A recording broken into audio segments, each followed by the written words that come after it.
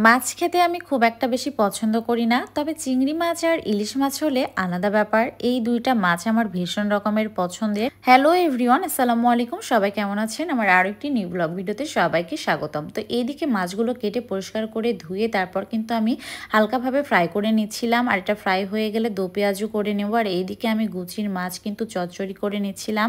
আর এই তো মাছটা কিন্তু আমার ফ্রাই হয়ে গেছে। এবার আমি এই চিংড়িগুলো তুলে নিয়ে মশলা পেঁয়াজ দিয়ে আরও সুন্দর মতো কষিয়ে নিয়ে তারপর এটা কিন্তু দো পেঁয়াজু করে ফেলেছি। এই যে দেখেন কালারটা কত সুন্দর এসেছে, আর এটা খেতেও কিন্তু বেশ মজা হবে। আর এইদিকে দেখেন আমি চুলায় কি বসিয়ে দিয়েছি, এগুলো কি বলে? ঠিকই ধরেছেন, এগুলো হচ্ছে গরুর পায়া। কিন্তু এটা চুলায় বসিয়ে দেওয়ার পর কি যে একটা জ্বালায় পড়েছি, এত সময় লাগছিল, কোনোভাবে যেন রান্নাটা কমপ্লিটই হচ্ছিল না। অনেকটা সময় লেগেছিল, কারণ অনেক বড় কড়াইতে দিয়েছিলাম, অনেকগুলো ছিল, তো তার জন্য অনেক দেরি হয়ে যাচ্ছিল। তো সেটা চুলায় রেখে আমরা দুপুরের খাবারে বসে পড়েছি।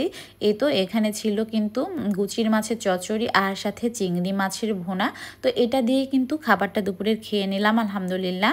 দুপুরের খাবার খেয়ে লম্বা একটা ঘুম দিয়ে দিয়েছিলাম। আর ঘুম থেকে উঠে মনে হলো যে বাসা থেকে আমার আম্মু এত কষ্ট করে আমগুলো পাঠিয়েছে, এগুলো কি নষ্ট করব, এগুলো মাখিয়ে খাবো। তো এই জন্য কিছু আম আমি আমার হেল্পিং হ্যান্ড খালাকে দিয়ে কিন্তু এই তো সুন্দর মতো কুচিয়ে নিচ্ছিলাম। এগুলো মেখে খেলে কিন্তু বেশ ভালো লাগবে।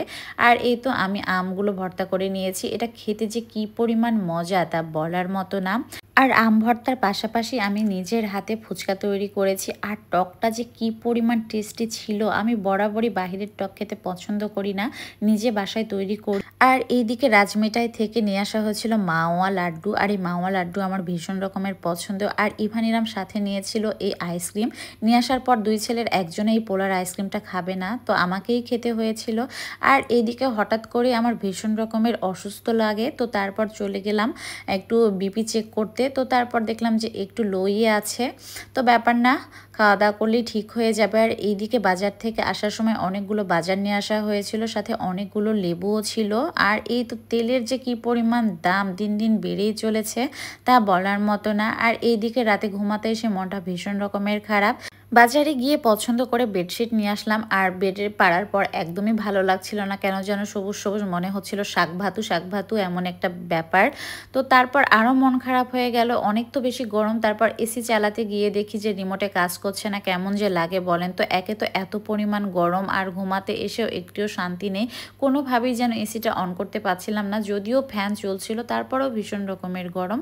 আর রিমোটে পানি যাওয়ার কারণ হচ্ছে এই তো ওয়াটার পট, এটা আমার ছেলেরই কাজ হবে। মনটা কিন্তু ভীষণ রকমের খারাপ হয়ে গেল আজকে। তো সবাই ভালো থাকবেন, সুস্থ থাকবেন, দেখা হবে নেক্সট ভিডিওতে। আল্লাহ হাফেজ, টাটা অ্যান্ড টেক কেয়ার।